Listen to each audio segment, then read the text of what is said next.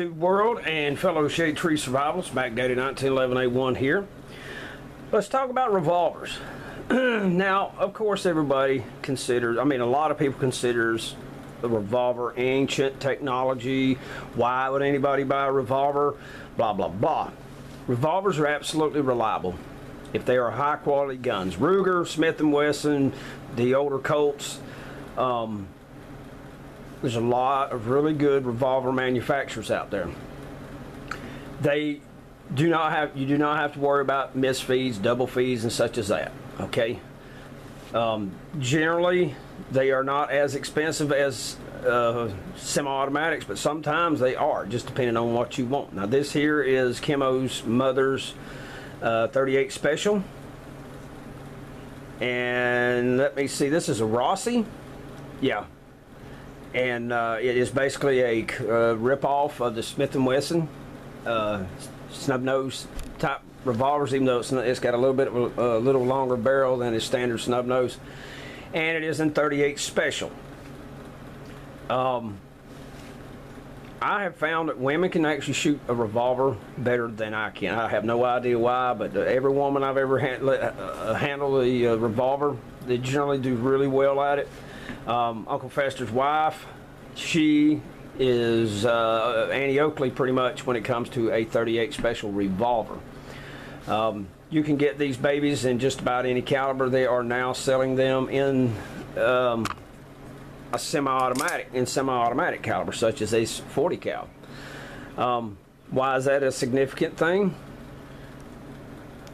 A semi-automatic cartridge, the case or the rim at the base is either narrower or just as wide as the case.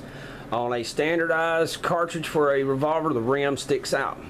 Okay, and that's what holds it into the revolving cylinder. Okay, you drop it in there, and that's what keeps it in place. The newer ones, they've machined the cylinder a little bit different so that it would accept a semi-automatic and it wouldn't just slide right on through and fall out the other end.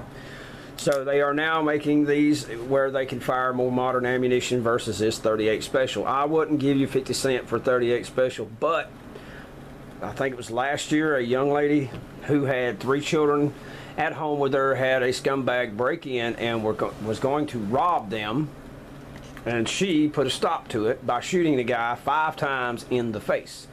And this smaller gun, 1, 2, 3, 4, 5, that's all that you have in the gun. If you do buy a 38 revolver or something of that nature, or a lighter recoiling handgun, because 38 is fairly lightweight round, you might want to buy one with what they call a hollow point. Okay, and the camera, of course, never wants to focus, but it is designed to open out like a mushroom and make a really nice big hole in someone. And if you can handle the power plus P ammo, then go for plus P ammo. And if you're really experienced, a 357 Magnum would also be a good idea. Now, you can shoot 38 Special, and that's what this cartridge is, 38 Special, in a 357. Okay, I got it to focus. I think that's in focus. It looks like it at my little screen. But this is a 38 Special cartridge, and you can shoot this safely in a 357 Magnum. Even though the 38 is misleading, it's actually 0.35 of an inch. Okay, and a 357 Magnum is 0.35 of an inch in diameter. Bullet itself, the projectile is the same diameter. It is that the case is a little longer on a 357 than a 38. The pressures of the 38 are very mild compared to a 357. 357 Magnum is a Magnum for a freaking reason. It develops a lot of pressure. And if you were able to close the cylinder on a 38 Special with a 357 Magnum cartridge in it and fired it, it would probably blow the cylinder up. But I don't think it would, because the cylinder itself is shorter. But anywho, that's a quick little lesson on the 38 or on a revolver. The only controls basically that you have is the lever to remove the cylinder or to open the cylinder up, and then you have to manually load each cartridge, or they make speed loaders that you can load all of them at the same time. It's not my cup of tea, but I still want to know how to use a revolver. This is a double action, double triple check. All right, we are empty. It is a double action or single action. In other words, double action, you can just squeeze the trigger and it will automatically rotate or fire and rotate that cylinder. Rotate and then fire, so you can watch it real slow. Or single action, you can cock it ahead of time and it has a very light trigger pull. I mean, very light. You want precision, a revolver, you can get precision and really good trigger pull. This one here, that little, well, let's cock the hammer. You can see it's got a little U-shaped notch in the top of the frame, and you can see the front sight beyond it, and that's how you sight this revolver. But they're very durable, very reliable. The reloading is a bit, I mean, you really have to practice reloading the 38. But one of the fastest shooters in the world is named Jerry Michulak, and he shot 6, unloaded, reloaded, shot 6 more in 2.99 seconds. That is fast. So if you practice with it a lot, you can get very fast also. And that concludes the revolver. Okay, I almost forgot. Revolver's the same way. You want to get as far as the grip is concerned, and the trigger pull, and the side alignment and all that.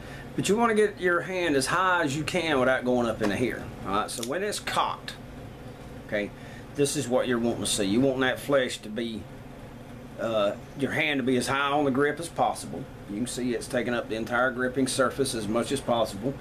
And you want that flesh swelled up here, and you do not want it so high that you interfere with the hammer, but you definitely want it high enough that you can control the recoiling forces of the revolver when it recoils. Okay, and on this one here, you want that hand as high as you can get it, where you have that flesh, the swell of the flesh here. But at the same time, when the slide reciprocates forward and to the rear and then back forward, it does not cut the top of your hand. Some of these small 380 cheap junk guns they make will cut the piss out of your hand. Ask me how I know. Oh yeah, I had one. I did not like that damn thing. So you want to make sure your hand is as high up on that grip as possible. So you've seen it, me grip this one. And you see how I grip this one. And of course, back to the revolver. You want that, your hand as high as possible. So there you go. Hopefully this is helpful to you guys out there. And when you go to buy a handgun, you really want to handle it. You want to see how it fits your hand. Just because this gun or that gun fits your hand, maybe it doesn't fit her hand or vice versa. One more thing, this swell right here on the back of the gun right here, this is a removable back strap. Smith & Wesson, the Generation 4 Glocks, and I think XD and the Rugers American semi-automatic they just came out with, all of them have removable back straps. They're very easy to take off and put on, but they're bigger or smaller. Okay, I think this is the medium, and they make a small and they make a large, and it will either, they're doing that so that the ergonomics are a little bit better for your hand, so that you can hold on to it better. The other thing is a lot of them have the floor plate with the finger groove in it. This makes controlling this gun under recoil much easier to do, because without that your pinky's just hanging out in the breeze, and the pinky has a lot to do with how well you will be able to grip a handgun. So that's something to think about. If the gun comes with 2 magazines, check the other magazine and see if it's got the floor plate, and if it doesn't, try to talk the dealer into getting you one, because these things are like, for 2 of them, it's like 15 bucks. It's ridiculous. I mean, for nothing but a piece of plastic. Push that little thing in right there and it'll slide off, and I mean, it's ridiculous. Kim has a very hard time shooting it with the flat floor plate, because it basically looks like that. I don't have it out here, but it's flat like that. So really, only thing you're holding is your thumb and these two center fingers, and it can be uncomfortable. And with the shorter the gun is, the smaller the gun is, depending on the cartridge, the recoil forces and the snap of the barrel, it can be substantially more than a gun that is full size, whether it is polymer or steel. Doesn't really matter, though a steel handgun has a lot less recoiling forces acting upon your hand because of the weight. Okay, polymer gun does not, because it's plastic. It's plastic down here. It's a lot lighter weight. That thing there is 42 ounces. This thing here is like 28 or something. It's very, very lightweight, and I can control it. And when Kim makes sure her hand is up high and tight versus this right here, you see that little gap right there? This is something when you watch like NCIS and all, you can tell these people have never had a training course in handguns, because the idiots are running around and they've got that gap right there. And what that does is allow that torquing action to go, and you cannot shoot worth a spit like that. You got to get your hand all the way up there. All the way up there. Okay?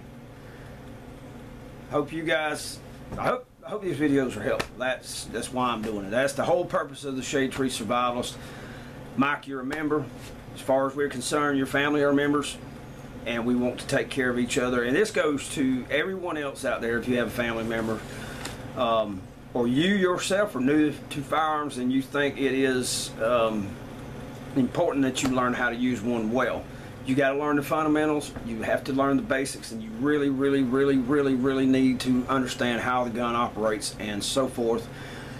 And once you've learned all the basics, then you need to get into more advanced. And I have several videos in my 1911 playlist that go into function, clearing malfunctions out of the firearm, whether it be a stovepipe or a double feed or whatever the case may be. And you should really check those videos out, because they're universal. Doesn't matter if it's a polymer gun or if it's a steel gun. If you buy a semi-automatic handgun, there is always a possibility they'll jam. You've got a bad spring in the magazine has been damaged, bad ammunition, but you need to learn how to do that, and those videos will be helpful in that. So anywho, MacDaddy 1911A1 here. Thank you very much for watching, you guys.